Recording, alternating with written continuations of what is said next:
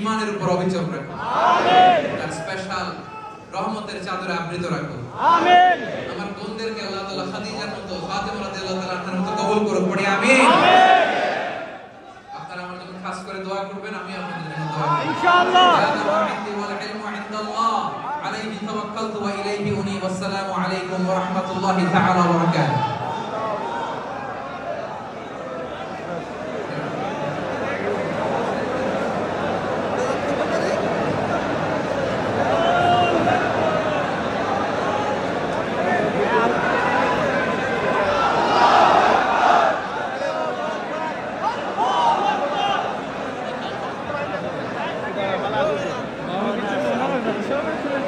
আপনারা খালি খালি আমরা ওনার সাথে সাক্ষাৎ করার জন্য কেউ ভিড় না করুন প্লিজ।